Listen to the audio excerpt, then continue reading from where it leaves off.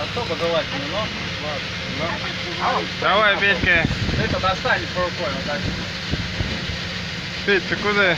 А, давай. А еще со всей силы.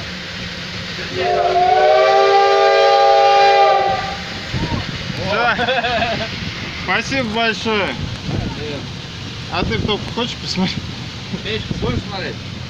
Печку? Василий,